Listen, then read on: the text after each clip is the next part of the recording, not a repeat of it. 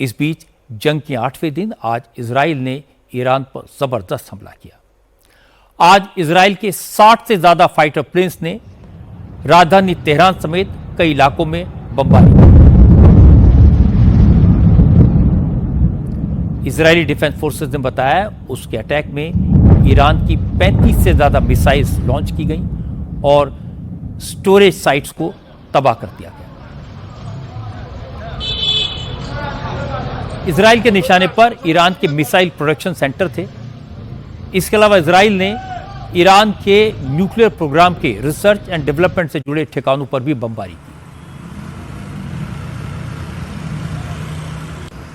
Iran के सरकारी broadcast centre IRIB ने बताया कि इजराइल के विमानों ने उत्तरी ईरान में एक और इंडस्ट्रियल कॉम्प्लेक्स पर बम बरसाए। ईरान ने यह भी माना कि इजराइल ने उसके SPND हेडक्वार्टर पर हमला किया है, जो उसके परमाणु हथियार कार्यक्रम से जुड़ा हुआ है। ईरान के सरकारी टीवी चैनल ने बताया कि इजराइल ने आज उत्तरी ईरान के रश्त शहर पर भी बमबारी की। युद्ध के दौरान यह पहली बार है जब इजराइल ने रश्त को निशाना बनाया। रश्त में इजराइल ने ईरान के इंडस्ट्रियल कॉम्प्लेक्स के ऊपर बमबारी की। इसके अलावा आज इजराइल ने ईरान की राजधानी तेहरान में एक न्यूक्लियर साइंटिस्ट को भी टारगेट किया। इजराइल ने तेहरान के गीशा स्ट्रीट इलाके में ड्रोन से एक इमारत पर हमला किया।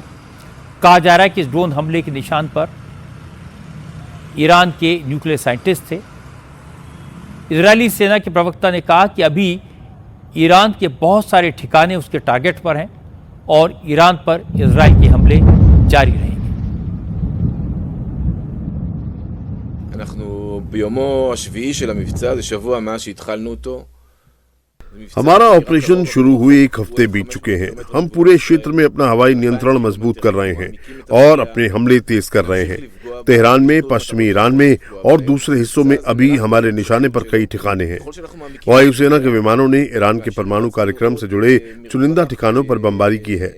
उन ठिकानों को तबाह किया है जहां मिसाइलों में इस्तेमाल किया जाने वाला सामान बनाया जा रहा था।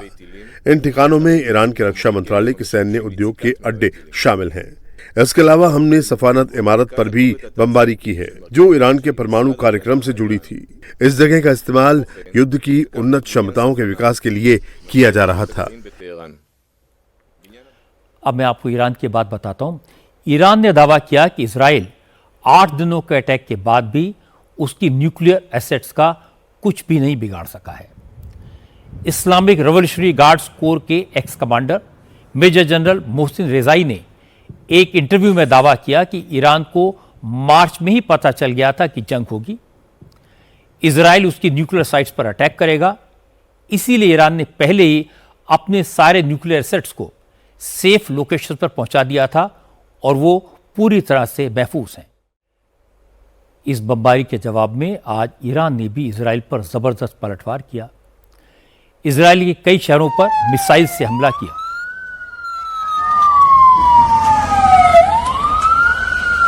ईरान ने नॉर्थ, सेंट्रल और सदर्न इजराइल को टारगेट करके मिसाइल अटैक किए।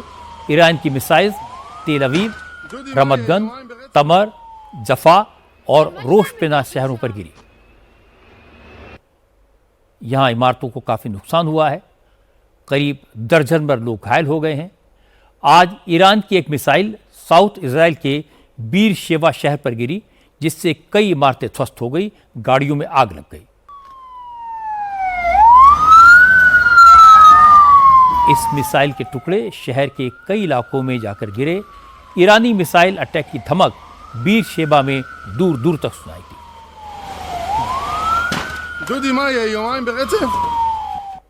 पिछले 8 दिनों के दौरान ईरान इजराइल पर 400 से ज्यादा मिसाइल्स दाग चुका है।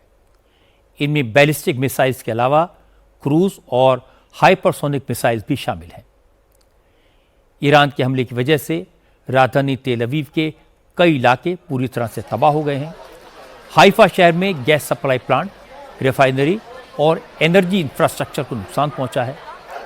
इजराइल ने ईरान की मिसाइल से हुई तबाही की रिपोर्टिंग पर सेंसरशिप लगा दी है।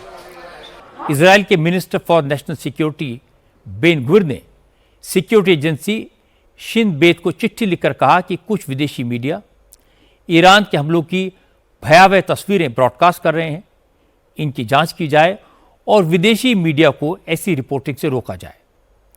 क्योंकि ईरान इजराइल पर लगातार मिसाइल्स फायर कर रहा है और एयर रेड के सायरन करीब करीब सारा दिन बजते हैं, इस वजह से इजराइल के हजारों नागरिकों को अंडरग्राउंड शेल्टर्स में रहना पड़ रहा है। बहुत से इजरायली नागरिक तो अंडरग्राउंड मेट्रो स्टेशन में रात बिता रहे हैं।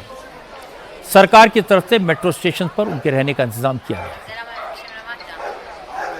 क्योंकि इजराइल लगातार ईरान के एटमी ठिकानों पर न्यूक्लियर साइट्स पर अटैक कर रहा है, ईरान के न्यूक्लियर साइंटिस्ट को टारगेट कर रहा है, इसलिए ईरान ने भी इजराइल के बड़े न्यूक्लियर और defence research centre Weizmann institute पर हमला किया है। ईरान के हमले में वाइजमैन इंस्टीट्यूट की 50 इमारतों को नुकसान पहुंचा, 3 इमारतें तो पूरी तरह से तबाह हो गई। इस इंस्टीट्यूट में इजराइल के न्यूक्लियर प्रोग्राम और नए नए वेपन्स डेवलप करने पर रिसर्च होती थी। अब इस इंस्टीट्यूट के 40 रिसर्च ग्रुप्स ने काम करना बंद कर दिया है। वाइजमैन इंस्टीट्यूट के प्रवक्ता ने बताया कि जो इमारतें ईरान के अटैक से तबाह हुई हैं, उनको फिर से खड़ा करने में 3 से 4 साल लग जाएंगे और जो रिसर्च इस बमबारी से रुकी है, उसको दोबारा शुरू करने में 1 साल का वक्त कम से कम लगेगा। So all in all, 2 buildings were direct. कुल मिलाकर 2 इमारतों पर सीधा हमला हुआ था और उनको काफी नुकसान पहुंचा। मैं कहना चाहूंगा कि वाइजमैन इंस्टीट्यूट की लगभग 50 इमारतों को किसी न किसी तरह का नुकसान हुआ है, लेकिन इन 50 इमारतों में से केवल 3 और उसमें से भी 2 इमारतों पर सीधा अटैक हुआ था और उनको भारी क्षति पहुंची है। अभी हमारे कम से कम 40 रिसर्च ग्रुप हैं जिनकी लैब्स और ऑफिस और रिसर्च स्पेस बर्बाद हो गई और इन रिसर्च ग्रुप्स के लिए हम अभी वैकल्पिक ठिकानों की तलाश कर रहे हैं। इजराइल ने निशाना बनाकर ईरान के उन साइंटिस्ट को मारा है जो न्यूक्लियर बम बना सकते थे, जो न्यूक्लियर आर्म्स के प्रोग्राम पर काम कर रहे थे। आज तेहरान में ऐसे एक और साइंटिस्ट को मार दिया गया। इजराइल की पहली प्रायोरिटी यह है कि ईरान अपने न्यूक्लियर प्रोग्राम से बहुत दूर चला जाए, कई साल पीछे हो जाए। इजराइल की दूसरी प्राथमिकता है ईरानी फौज की टॉप लाइन को तबाह करना और वो 2 बार ऐसा कर चुका है। आज फिर इजराइल ने ईरानी फौज के कमांडर्स को टारगेट किया। दूसरी तरफ ईरान का अटैक भी मजबूत है, वाइड स्प्रेड है, लेकिन स्पेसिफिक टारगेट्स को हिट नहीं कर पाया।